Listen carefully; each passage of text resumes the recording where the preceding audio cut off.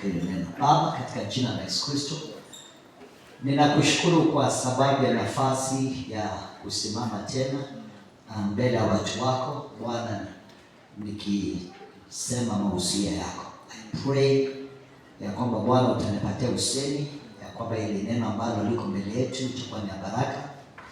Nikiomba kwamba Bwana katika ibada utaponya, katika ibada utatia moyo, katika ibada utaokoa, katika ibada utatenda makubwa. Baba, ninaomba yote ambayo anakuja akiwa amekufa moyo atainuka, na kwamba kutakuwa na neema ya ajabu. Pokea sifa na utukufu katika jina la Yesu Kristo tunaomba tukiamini. Katika kitabu cha Ibrania mlango wa 10, na zaidi kabla hatujatazama ya andiko, ningetaka tu niwapatie kitu kama background kidogo ya hiyo neno. Kitabu cha Ibrania kwa Biblia haijatajwa ni nani aliandika, lakini wasomi wengi wanasema iliandikwa na Paulo, kwa sababu ya vile mtiririko ya vile inaandikwa inafanana kiasi na vile Paulo alikuwa ameandika. Jambo la pili ni kwamba katika kitabu cha Ibrania ilikuwa inaandikiwa watu ama Wayahudi sana ambao walikuwa Roma ama katika upande wa Palestina, ambao walikuwa wanapitia hali ya challenge ya persecution sana. Waibrania, hii kitabu cha Ibrania iliandikiwa Wayahudi. Katika vile Biblia imeandikwa kuna vitabu ambazo kama Galatia, Waefeso, Wafilisi, hizo zote, Filipia, zote zilikuwa zinaandikiwa wale watu ambao sana walikuwa Wayunani, the Gentiles. Lakini Hebrew iliandikiwa wale ambao walikuwa ni Wakristo katika Uyahudi, wale ambao walikuwa Wayahudi na walikuwa wamepokea Yesu Kristo. Na ilikuwa inaandikwa kwa sababu ya hali ya persecution walikuwa wanapitia, changamoto ambao walikuwa wanapitia, na wengi wakafika mahali wakaanza kufa moyo na wakawa wanataka kurudi katika Uyahudi. So mwandishi wa Ibrania akawa anaandika sana akitaka kwa elimisha na kuwajulisha ya kwamba Ukristo ama kujuana na Kristo ni ya maana zaidi ama iko juu kuliko Uyahudi.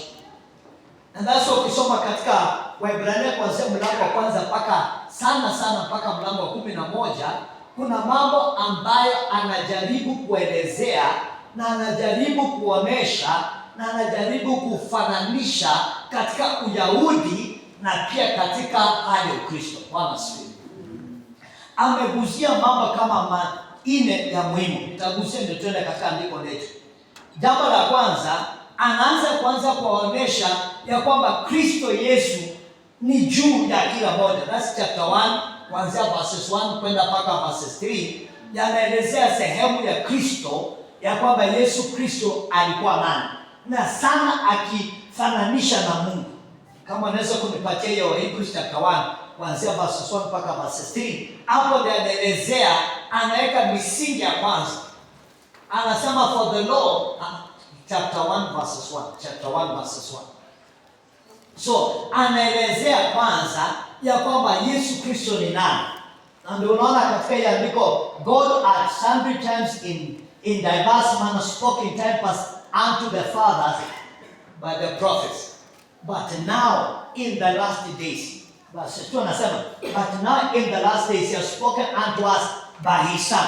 Ananena pamoja nasi. Wakati wale wa mwanzo aliongea kitumia njia nyingi, lakini sasa hizi siku za mwisho, especially wakati wa Ibrania kiandikwa, anatunenea kupitia kwa mwana wake Yesu Kristo, whom he has appointed heir of all things, ambaye amemchagua kama yule ambaye ni mrithi wa mambo yote. By whom also he has made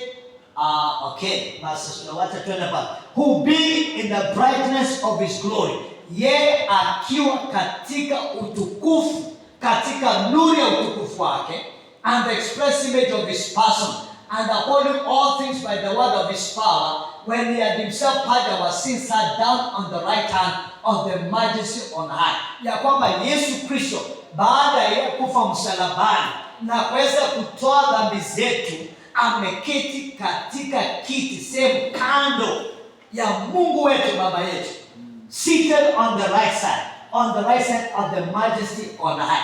Anaanza kutuelezea sehemu ya Yesu Kristo ya kwamba yeye ni nani. Akasema ameketi katika sehemu ya juu, ameketi katika sehemu ya heshima, ameketi katika utukufu wake, na yeye ndio anaelezea ama anaonyesha ama anadhihirisha utukufu wa Mungu mwenyewe. So anaanza kutuelezea sehemu ya Yesu Kristo hapa. Amen.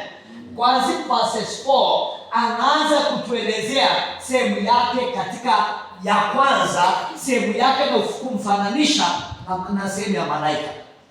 Anaona kuanzia verse 4 anasema being made so much better than the angels. Kwamba yeye ni zaidi ya malaika. Yeye ni zaidi ya malaika, and has made the angels obtain a more excellent name than they. Yaani katika Uyahudi kuna vitu ambavyo imeinuliwa zaidi. Sehemu ya malaika imeinuliwa zaidi. Sehemu ya sheria imeinuliwa zaidi. Sehemu ya Musa alikuwa nani? Imeinuliwa zaidi. Na so anachukua nafasi all the way and just to have ningetaka tupate run through kusema kuanzia chapter 1 mpaka chapter 2 mpaka verse 18, anaelezea sehemu ya Yesu Kristo ya kwamba yeye amepita malaika, ya kwamba malaika are ministering angels. Verse 13, angels are, ya kwamba hata mwelewe ya kwamba malaika are ministering angels kwa wale ambao watarithi ufalme. Verse 13 akasema, but which of the angels said he, at any time sit at my right hand until I make thy enemies thy footstool.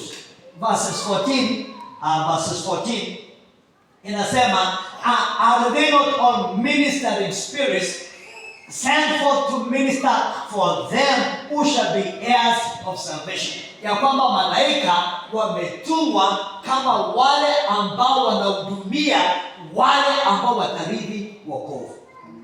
Wewe ambao umerithi wokovu, your angels serve you. You have not understood. Anaelezea ya kwamba muelewe kwamba malaika wanatumiwa na Mungu to minister those who are heirs of salvation. Are you an heir of salvation?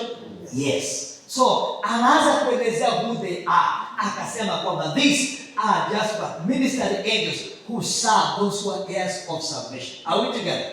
Then kuanzia chapter 3 kuendelea mpaka chapter 4 anaelezea kwamba Moses anaelezea sehemu ya Musa na Joshua. Anasema ya kwamba Musa ama Joshua, hawa wawili Wayahudi waliwaheshimu sana, wakasema hawa wameinuliwa. Akasema Jesus is more than Moses. Akasema yeye ni ya kwamba yeye amepita Musa. Yeye ni kwamba sehemu yake yeye ni kama, hata Musa alikuwa anaelezea juu ya Yesu. Hata Musa alikuwa anatazamia aone Yesu, ya kwamba Yesu ameinuliwa juu. Unajua Wayahudi walikuwa wamechukua sana, akasema Musa ndio ameshindika, ametumika, maana Mungu alidhihirisha kwake, Mungu alitokea kwake wakati katika kule mlima Sinai, ya kwamba alinena na yeye uso kwa uso, mpaka kwamba akawa ameinua sana. Lakini sasa Yesu katika kitabu anakuja kuelezea kwamba ya kwamba Yesu amepita nani?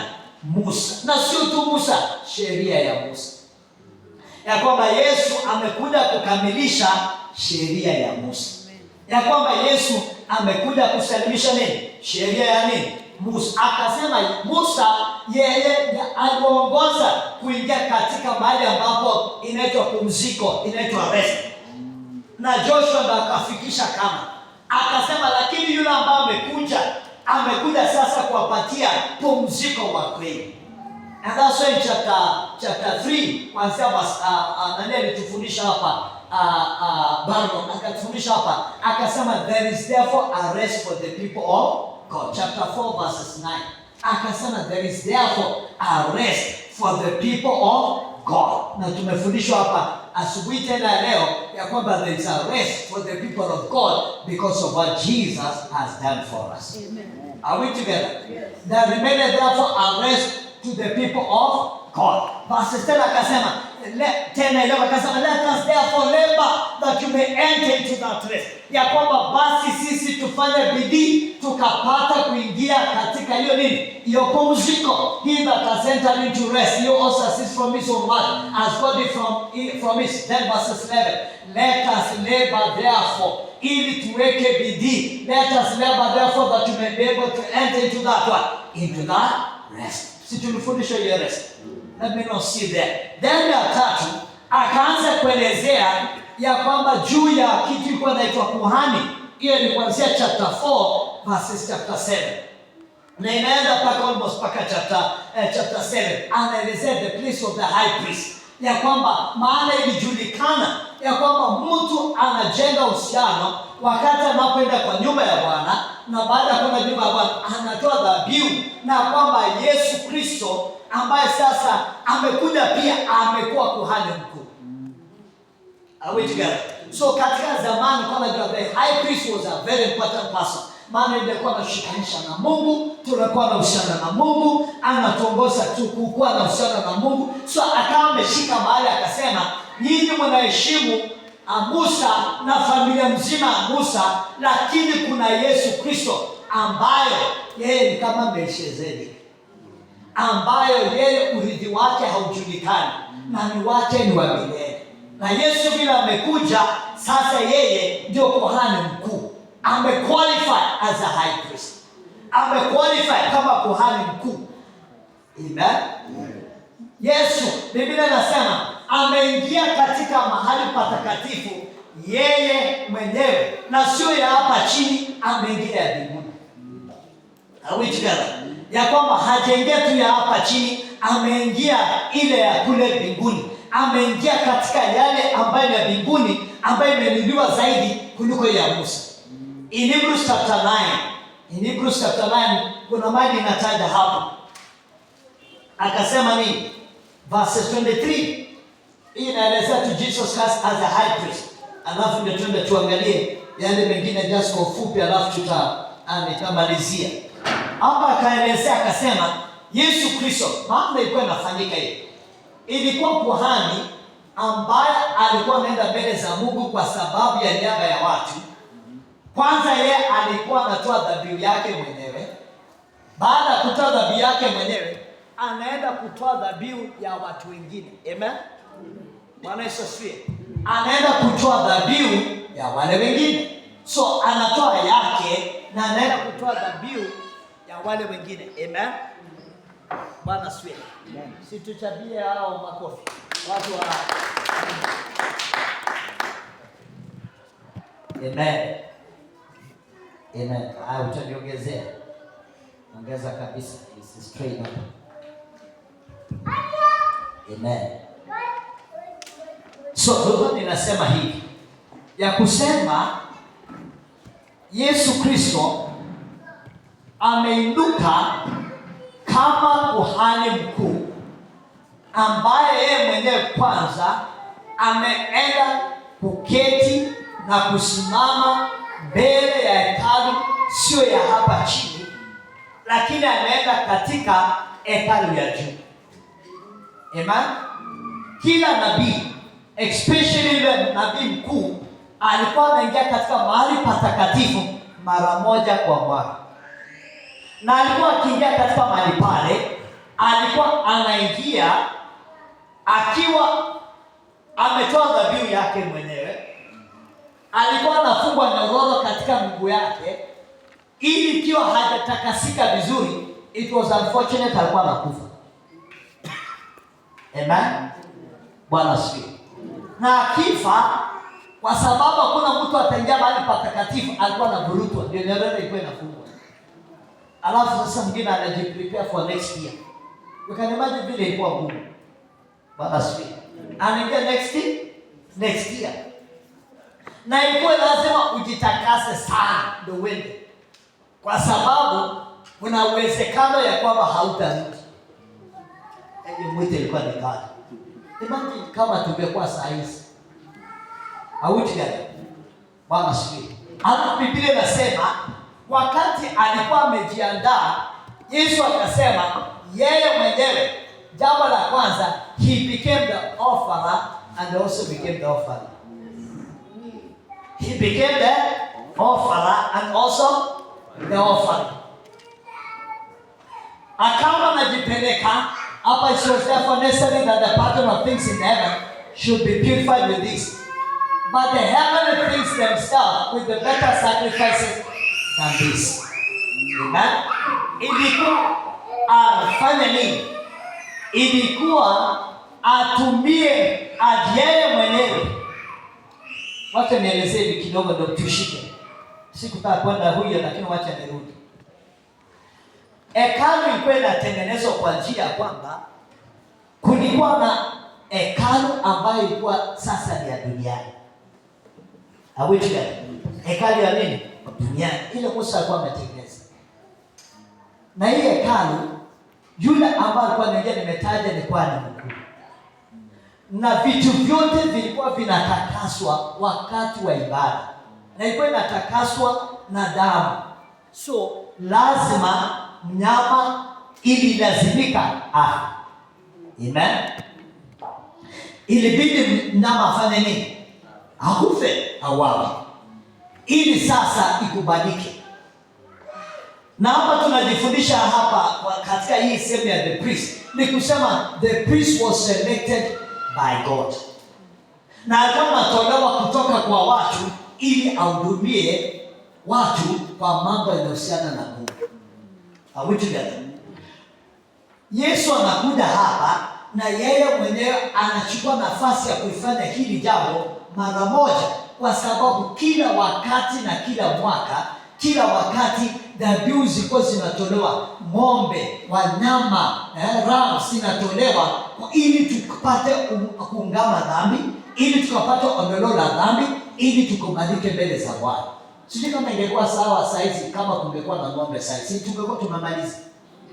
Maana imagine kama ibada kama hii kila mtu angekuja na yake hapo. Na ndio tuchinje, alafu tuone vile moshi yako inaenda. Unajua kwa ukikataa, usipokubalika, moshi yako haiko inapanda juu, moshi inaenda kando. Naambia pole ndugu, ende jaribu tena. Uliza jirani yako ingeenda juu ama ingeenda kando. Moshi inaenda, na iko inakuwa moshi tu. Ikiwa wanasema pole imekuba, inakataliwa, rudi tena. Alafu unakuja, sasa yako ikienda juu vizuri, wanasema tango, at least umekubalika. Amen. Lakini kuhani mkuu alikuwa anafanya mara moja kwa mwaka. Na hiyo ilikuwa inafanyika kwa sababu ya taifa nzima. Bwana asifiwe. Ili maombi yetu, ili tukubalike mbele za Bwana. But Jesus Christ is coming in now as a high priest that is accepted. In Hebrews chapter 7, wacha tuangalie kidogo hii alafu tutakupeleka Hebrews chapter 7. Hapa anasema, sasa anatuelezea ya kwamba Yesu hakuingia tu katika kwenda kutoa dhabihu katika ya duniani. Yesu aliingia ya mbinguni. Are you getting me? Jesus entered the heavenly one. Aliingia mbinguni. The heavenly things themselves with better sacrifices than this. Verse 24. And it was therefore, okay, verse 24. For Christ is not entered into the holy place made with the hands, which are the figures of the two, but into the heaven itself. Hakuingia katika hii ya kawaida watu. Anasema Yesu aliingia kwa ile yenyewe ya mbinguni. Are you getting me? Now to appear in the presence of God for us. Okay? Na hatuendelee. Not yet that he should offer himself often as the high priest entered into the holy place every year with the blood of others. So kila kwani alikuwa anaingia every year. Akasema sasa yakuwa anaingia mara kadhaa. Alifanya ili afanye mara moja. Na kufanya ile akaingia ile ya mbinguni. Are we together? Anasema for them must often have suffered in since the foundation of the world. But now once in the end of the world as he appeared to put away sin by the sacrifice of himself. That's why he became not only the priest, but he also became the offering. Verse 27. And it is appointed unto men that die once, but after this the judgment. And hiyo ni verses what? 28 anasema nini? So Christ was once offered to bear the sins of many, and unto them that look for him shall appear the second time without sin unto salvation. Amen. Bwana Yesu asifiwe. Hebu angalia chapter 7 verses 26. Chapter 7 verses 26, where became the offer and the offering. Alafu nitawapeleka pale mmoja mbele, alafu niwarudishe nyuma moja, alafu tuingie katika ile andiko. Chapter 7 verse 26 inasema ni, for such a high priest became us, who is holy, harmless, undefiled, and separate from sinners, and made higher than the heavens. Yesu Kristo, he was harmless, he was what? Undefiled, he was separate, and he made higher than the heavens. And then the next verse. Who needed not daily as those high priests to offer sacrifice first for his own sins, and then for the people's. For this he did once, when he offered up himself. Jesus offered up himself once and for all. Are we together? Once and for all. Here in chapter 10 verses 10. Chapter 10 verses 10. Chapter 10 verses 10. And then you see also in verses 14. Chapter 10 verses 10 and then verses 14. Chapter 10 verse 10 and then verses 14. Chapter 10 verse 10 says, by they which we are sanctified through the offering of the body of Jesus Christ, once and for all. Once and for all. And go to verses 14.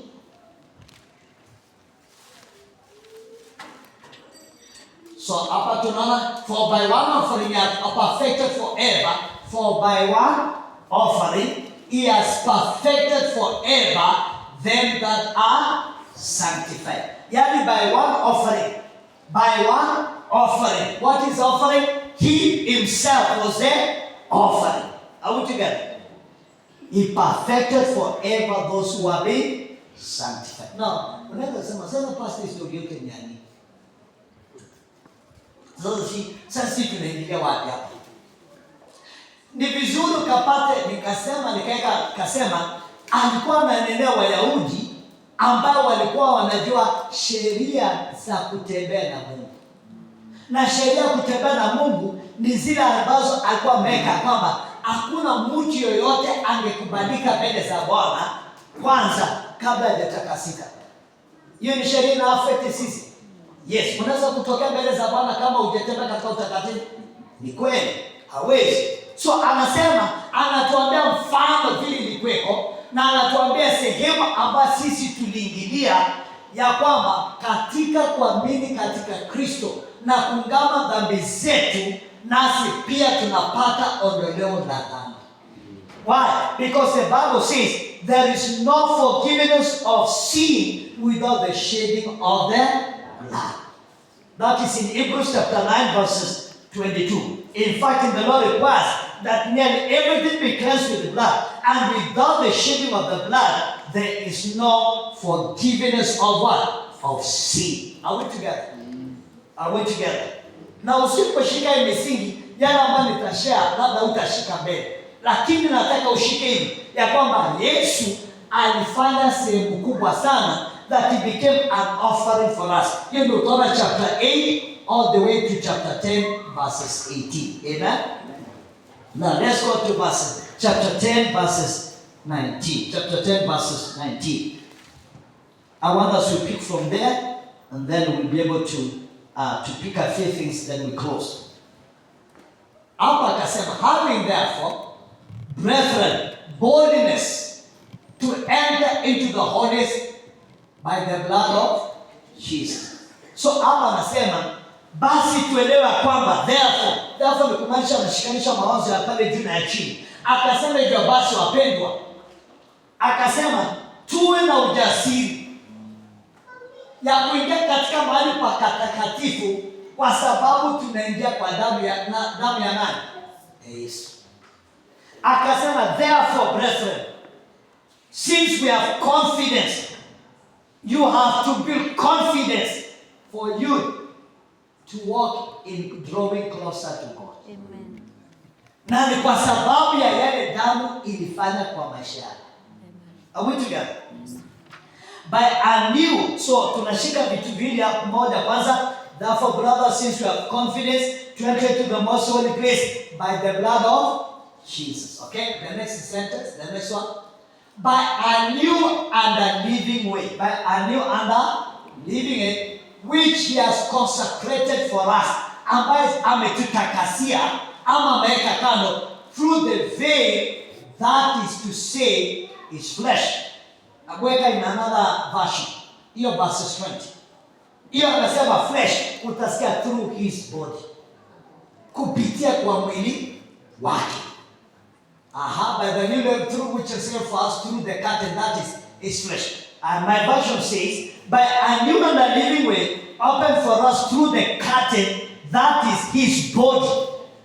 Since we have a great high priest for the house of God. Kwa sababu tuko na kuhani mkuu katika nyumba ya nini?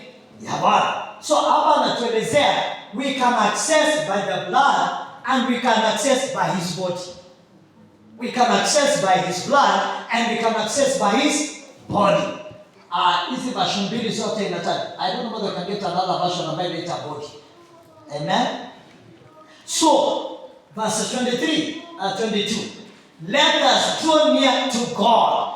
Wacha tukapate sasa kukaribia. Let us draw near with a true heart in full assurance of faith. Our hearts sprinkled clean from an evil conscience and our bodies washed in pure water. Anasema kwa sababu ya vile damu imetufanyia na kwa sababu ya mwili wake, sasa basi tukapate kwa kurejea. Let us draw near to God.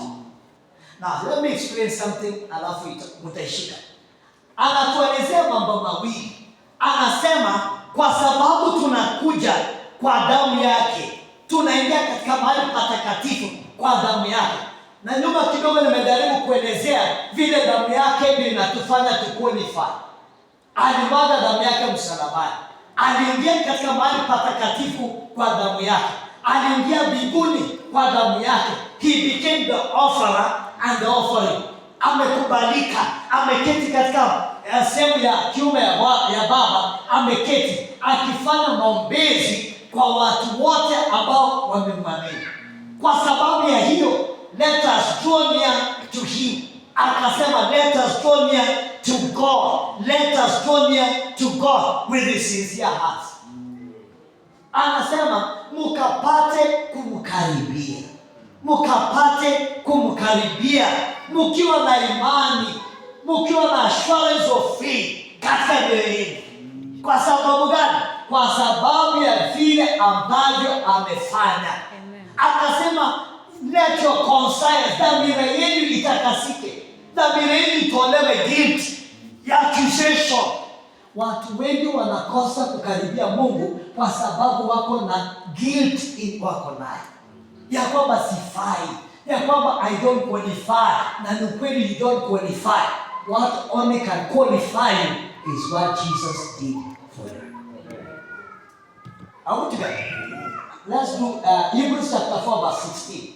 Hebrews chapter 4 verse 16. Kuna kitu alisema. Yesu Kristo ambaye alipitia majaribu yote, Baba inasema he was tempted in every way. Hebu sisi kama verses 10. Hebu just go to verse 10 alafu tukuja verses 10. Verses 10 inasema nini? Sisi from this one. Okay. Enda to verse 16. Hapa inasema kitu fulani. Kuna mahali hapo juu inasema kwamba Jesus was tempted in every way. Na kwa sababu ya kupitia haya majaribu yote, anaelewa changamoto ambazo tunapitia. Na katika kuelewa changamoto ambazo tunapitia, kuna kitu anasema, kwa sababu ya hiyo, let us therefore come boldly into the throne of grace. Okay? That we may do, we may obtain mercy and find grace to help us in the time of need. Anatuambia, in fact, Hebrews liko na let us mingi. In fact, there are almost 12 of them. Ali ni moja akasema, let us therefore come boldly into the throne of grace. Mnakumbuka ile ujumbe tulikuwa asubuhi? Mnakumbuka ile ujumbe tulikuwa asubuhi? Yes. Let us come. I'm still there. Hatukuongea. So kuna kitu Mungu anasema. Amen. Akasema let us come boldly into the throne of grace. Chapter 10 akasema let us draw near. Wacha tukamkaribie yeye. Kwa nini? With a full assurance of faith. Na mawazo yetu, dhamira yetu imetakasika kutokana na mashtaka. Why? Kwa sababu ya vile Yesu alifanya. Na hii nataka ushike. Usiposhika utakuwa unashindwa kufanya maombezi. Kwa sababu gani? Maana dunia na mambo yote imetufundisha you don't qualify before God. Na ni kweli we may not qualify, lakini by the blood of Jesus we qualify. Amen. Are we together? Are we together? Na akatumia vitu mbili, akasema the blood, alafu akasema and the body. Na hiyo verse hapo juu akasema and the curtain. You remember the curtain? Mnakumbuka wakati Yesu alikufa in the book of Matthew. Biblia inasema the curtain in heaven, the curtain in the temple was ikagawanyika, si ndio? Na what was the symbol of that? Ni kusema sasa sio kuhani mkuu, every one of us can access God. Did you get that? Now, what was that gave us the access? It is the body of Jesus. Umeshika sasa? Katika ile chapter 10 verses 20. Chapter 10 verses 20. Akasema we are coming by the veil. Unakumbuka the curtain. Akasema the curtain, hii version inasema the flesh, lakini nyingine inasema nini? The body. So wakati Yesu alikufa msalabani, hiyo kufa kwake, si ndio Biblia inasema, si ndio curtain kwa hekalu ikakatika. Wakati curtain ya hekalu ikakatika, inamaanisha we were given access to God. That's why wewe peke yako you can have access to God. Ili ndio kwa lazima upitie kuhani. Lazima uende useme. That's why sisemi kwamba you cannot be prayed for, but you have a right alone to pray before God. Unasema ndio unasikia Timothy akasema that I ask men, holy men, lifting up their holy hands unto God. Hiyo inamaanisha wewe peke yako you can access to God. Are we together? Kwa nini ujasiri ambao tunapokea ni nini? Anasema to let us draw near to God with assurance of what? Faith in our lives. Tukiwa na ujasiri wa imani kwa maisha yetu na tuondoe dhamira ambayo inatustaki. As long as umetubu dhambi, you must unakuwa na wepesi wa kusimama mbele za Bwana. Usikubali shetani anakuweka mzigo ya dhambi ambao umetubu. Wacha niseme makosa nyingi kubwa sana ni kwamba watu wengi hawajajisamehe. Jisamehe kwanza. Na kama umeomba Bwana ukaambia Bwana nisamehe, kubali umesamehewa. Amen. Kubali damu imefanya kazi kwa maisha. Are we together? So number 1, let us draw near to God. Let us draw near to God with a full assurance of what? Faith in our lives. Na tuombe dhamira ambayo inakustaki. As long as umetubu, you are free in Jesus' name. Amen. Did we get that? Did we get that? Can you read again verse 22? Let us draw near to God with what? Sincere what? Hearts. With what? Sincere hearts. In full assurance of faith. Having our hearts sprinkled to cleanse us from what? Guilty conscience, and having our bodies washed with what? With the pure water. Are we together? That's number 2. Verse 23. So ya kwanza anasema let us draw near to God. Wacha tujifundishe to draw near to God na imani katika maisha yetu. Na uondoe guilty conscience in your life. Dhamira yako itakasike. Now I want to say this before I go to the next year. Ya kusema jifundishe kwa neno la Bwana kutakasa mawazo yako. Jifundishe kwa neno la Bwana kutakasa nini? Mawazo yako. Are we together? Jifundishe kwa neno la Bwana kutakasa nini? Mawazo yako. Alafu kwa moyo wako, kwa imani, kubali wakati umeungama dhambi zako ya kwamba you are free. Are we together?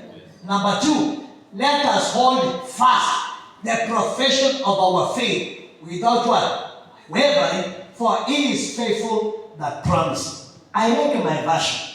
Let us hold unswervingly to the hope we profess, for he who promised is faithful. In brief anasema be hopeful.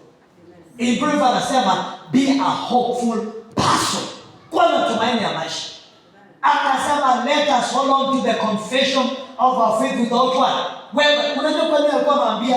Maana walikuwa they were going through persecution. They were going through challenge. Walikuwa wanapitia mambo mazito kwa maisha yao. Ndio akasema ya kwamba nini? Ya kwamba be hopeful. Wacha niwapatie nyuma ndio mshike. Kwenda chapter 10, twende verse 32 hapo tu.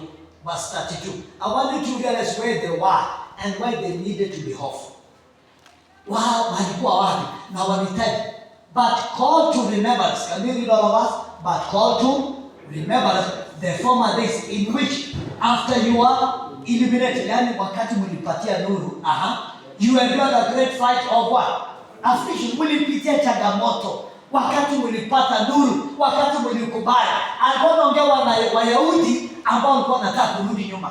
Are we together? The next verse anasema nini? Yani mlipitia changamoto. Partly while you are made against stop, ulikarauliwa, watu waliongea juu yenu, about by reproaches and affliction, and partly while you became companions of them that were used. Yani mlitumika vibaya. Si ni kweli? Kuna watu wanatumika vibaya kwa sana. Wewe ni Mkristo, sasa wanatumika vibaya. Kuna bosses ambao wanatumia watu ambao wameokoka vibaya. Akasema nini? For you are compassion of me in my bones. And took joyfully the spoiling of your goods, knowing in yourself that you have in heaven a better and enduring what? Substance. Ya kwamba mlielewa ya kwamba kulikuwa na jambo bora. Version yao inasema, sometimes you are publicly exposed to insult and persecution. At other times you stood by the side with those who are being treated. You sympathized with those who are in prison and joyfully accepted the confiscation of your property, because you knew that you yourself had better and lasting possession. Ndio unasikia 35 anasema nini? That is why you should not what? Cast not your confidence, which has a great what? Recompense of what? Reward. Akasema cast not therefore your confidence, which has a great reward. Atumsitume tumaini lenu kwa sababu iko na faida. Sasa akasema let us draw near to God with hope. Ya kwamba vile mlipitia, akasema don't cast away your hope. Amen. Hii andiko inatusaidia nini? Hii inatusaidia kushika kwamba even if you're going through challenging time, be hopeful. Amen. Are we together? Hata kama mambo yako imejibiwa, be what? Hopeful. Hata kama majaribu yanakuja, uwe na nini? Tumaini. Let us have hope in God. Are we together? Akasema have hope in God. Ya kwamba hiyo mambo unapitia na yale ambayo yako karibu na wewe isikufanye ukufe moyo, isikufanye you give up. Don't cast away your confidence. Don't cast away your relationship with God because of issues. Are you getting what I'm talking about? Ndio walikuwa wanapitia changamoto. That's why akitoka chapter 10 anaingia chapter 11. Chapter 11 inadina nini? The men of faith. Anaongea juu Abraham vile walisimama, na ukiona pale chini yake akasema wengi walipitia changamoto na hata hawakupata ile vitu walingojea, lakini walikuwa wanangojea kwa sababu ya tumaini ambayo ilikuwa imewekwa mbele. Anatufundisha kitu gani? Don't give up. Amen. Be hopeful. Are we together? Are we together? Verse 24 inasema, verse 20, let us all answer to the hope we profess. Shikilia tumaini lako. Amen. To the where you profess. So unakiri Yesu, akasema shikilia, don't give up. Akasema for he who promised is what? Faithful. Kwa nini? Kwa sababu yule ambaye alikuahidi ni mwaminifu. Yule ambaye alikuahidi ni mwaminifu. Hebu take me to Hebrews chapter chapter 6 verses 12.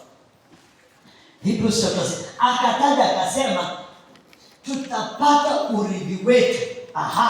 That you be not slothful, but be followers of them through faith and what?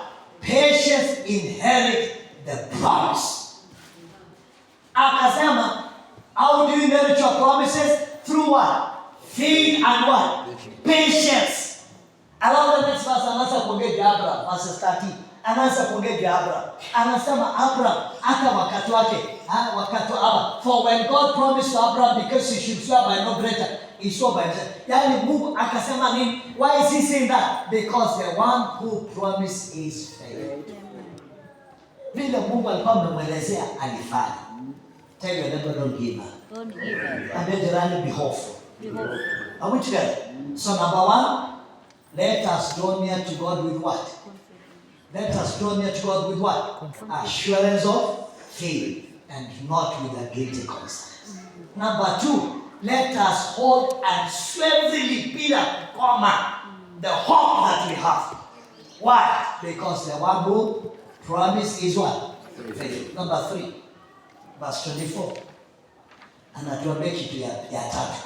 Akasema let us power one another. Let us encourage one another. Sure. Tuko 10:24. Tuko pale 10:24. Alafu tutamaliza na 25. Akasema nini? Hebrews 10:24. And I will encourage you to kusoma kitabu cha Hebrews. Ende soma Hebrews. Mimi tamu sana. Ukishika ni you enjoy the scriptures. Anasema nini? And let us, not another let us. Anasema let us consider one another to provoke and to love and to what? Good works. Hapa anasema in brief, let us encourage, let us power one another, let us challenge one another and to love and good works. Tutiana nguvu, challenge one another and to love and what? Good works. Let us challenge one, to encourage one another to love one another. Encourage one another and to good works. Paul anasema hivi, both to the Thessalonians and to the Colossians. Anasema, I was so happy when I heard about your love for brethren and your faith. Wakati nilisikia juu ya imani yenu na upendo kwa wandugu. Colossians they say, anasema when I heard Thessalonians, akasema nilifurahi sana and I continue to pray for you. Wakati nilisikia juu ya your labor of love and your work of faith. Hapa anasema ni let us challenge one another to love. Tutiane moyo kuomba, kupendana. Tutiane moyo to encourage one another. Tutiane moyo. Encourage somebody in this life. Are we together? Alafu verse 25 anamalizia akisema and let us do what? Let us not forsake the gathering of one another. Tusome hiyo sisi wote. Tusome.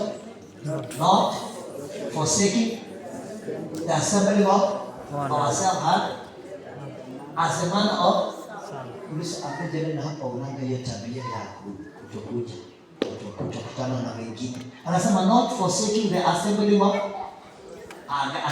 as a manner of some, but exhorting one another so much more as you see the day approaching. Which day is approaching? The day of Jesus Christ. Akasema let us not forsake the coming of together. Hebu tuweke another version. Version nyingine tuseme inasema nini?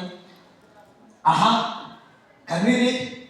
Not stay away from our meetings. As some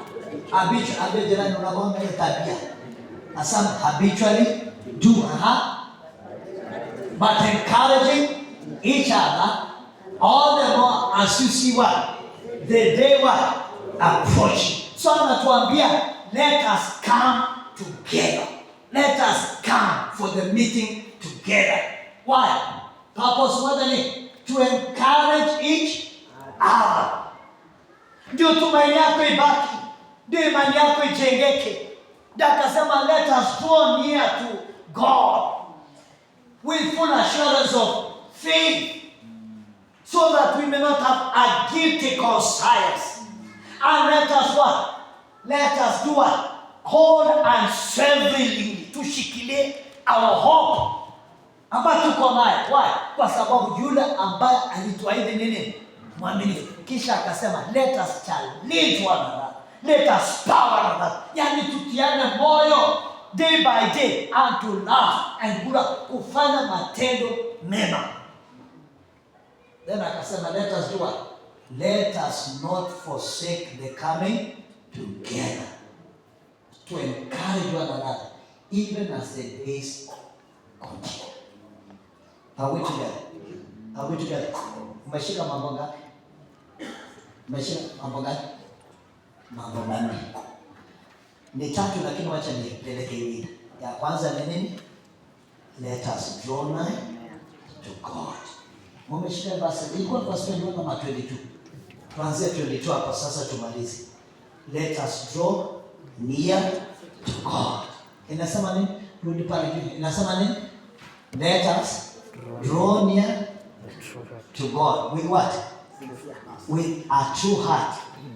In a full assurance of faith. I think I like the NIV version. I wish we had the NIV version.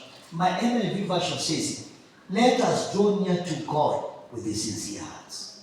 Wacha tukaribia Bwana with the sincere hearts. Are we together? Tukiwa na full assurance of what? Faith. Today, tunapoenda kuhusika kwa meza Bwana, tutapeana nafasi. Kama unasikia dhamira yako inakuhukumu kwa sababu ya dhambi, kwa makosa fulani, tutakupatia nafasi kuungama. Are we together? We are not here to condemn. We are here to usher you to draw near to God. Are we together? Kama unasikia katika dhamira yako kuna jambo, kuna mashtaka, kuna jambo unasikia inasema, Biblia inasema hapo, that's ukiona verses 19. Verse 19, rudi tena hapo verse 19. Unaona ukisoma from verses 19, hiyo yote nilikuwa naenda nyuma, nilikuwa na explain verse 19 and 20. Yeah, the blood and the body. The blood and the body. Kwa sababu anasema verse 19, having therefore brethren the bodies to enter into the holiest by the blood of Jesus. So we enter by the blood of Jesus. And then ya pili akasema, by a new and a living way which he consecrated for us through the veil, that is to say his flesh. I like it, the other verse, through his body. Through his body. Na nikawasomea verses 10. Verses 10 inasema, and by that we have been made holy through the sacrifice of the body of Jesus Christ once and for all. And verses 14, because by one sacrifice he has made perfect forever those who are being made holy. We are made holy by the blood of Jesus. So inamaanisha the power, the place of the blood and the place of the body makes a very big difference. Na kwa nini ndio tunasikia elements ambazo tunatumia? We are using the element of the blood and we are using the element of the body. Are we together? Akasema ya kwamba nichukua, take this blood, ya kwamba representing my blood. Akasema take this drink, akisema is the blood. Akasema take this bread, representing my body. Now you get to me. Akasema representing my body. Alafu akasema na mufanye hivyo kwa ukumbusho wangu. Katika hiyo sasa verse 19 and verse 20 akatuambia the place of the blood and the place of the body. Body is a veil. Tunakubalishwa, imetufungulia. Akasema ilikuwa mumezuiliwa, lakini kwa mwili wangu you have access. Are we together? Now the other day I think nilikuwa nafundisha 8 or 7 things of what Jesus did. And one of them tukasema nini? By his what? His blood we have been forgiven. By his body and by his wounding we have been what? Healed. Mnakumbuka vitu kama hizo? Amen. So katika siku ya leo tunapoenda kushika katika meza wa, nataka usike number 1. It is a season of drawing near to God. Amen. Are we together? But full assurance of what? Faith. Number 2, tumejifundisha nini? Let us hold on to hope. Tushike bila kutingika. Our hope in God. Our hope in God. Hata ukiwa na changamoto, you are hope in God. Kwa sababu gani? The one who promises what? Faithful. Abraham alikuwa anayetumaini? Yes. Akasema yule ambaye aliniahidi nini? Mwaminifu. Number 3, let us challenge one another to love and good works. Amen. Are we together? Love and good works. Kama ile tunakuja kufanya next week on Saturday, that is what? We are doing an act of love. When you are blessing somebody, you are doing an act of love. So we challenge one another. Act of love, pray for another. Kuombeana, kusimama na mwingine, kuwa pale. That is an act of love. Pray for somebody. Pray for somebody. It's an act of love. Akasema tutiane moyo vile siku inapoendelea, tutiane moyo ya kwamba we challenge one another unto love and unto good works. Matendo mema. Finally, let us not forget coming together. Meeting. I love what Pastor Aaron shared with us in the morning. I will encourage you. Wakati Mungu alisema siku ya Sabato, si ndio tunaichukua kwa wepesi. Inatakana hiyo siku deep within your heart, you set it apart as a day unto God. As a day unto God. It's not easy. This week on Friday, my throat, I'm still coming out. After the vacation last week on Friday in Go, my throat, I lost my voice. I was having a challenge. For the first time, zingine I was taking for granted, more than 10 years. Last Friday, the nilikosa kesha ya kwanza. More than 10 years, every kesha I've been there. This one, here Friday, the nilikosa. And because I could not manage. Now, my friend nililala kwa urahisi. I was like, wow, watu wanaomba na mimi niko hapo. Because I was trying to preserve the voice for Sunday today. There are things you don't take for granted. You don't take for granted. You don't take for granted. So akasema nini? Let us encourage one. Like let us kudangi kuhubiri. Sina kudanga kuomba kama wengine. Let us encourage one another. As we come next week on Saturday, we are coming to encourage one another unto good works, unto love, and unto good works. Amen? And let us not have the habit of what? Not coming together. Ukisikia sauti nakwambia kaa nyumbani. Uje ni shetani. Hallelujah. Ile ukisikia sauti nakwambia wewe kaa tu hapa tuangalie TV leo. Ujue hiyo ama scripture inasema nini? Hebu weka verse 25 again. Verses 25. Ukisikia unasikia hata ujue hiyo kitu si ya Mungu. And that's why I encourage people. I don't encourage people to be in the house of God. Are we together? Again, verse 10:25 as we close. I want to ask my team to come so that we prepare. 10:25 inasema nini? Not forsaking the coming one together. Amen. Not forsaking of doing what? Imepotea. Not forsaking of coming together, as it is the habit of some. May God help you to be in a fellowship. Amen. Are we together? Fellowship kuna kitu inafanya. Fellowship kuna pili inajenga. May God grace us to be in Jesus' name. Are we together? Can we close our eyes as we pray?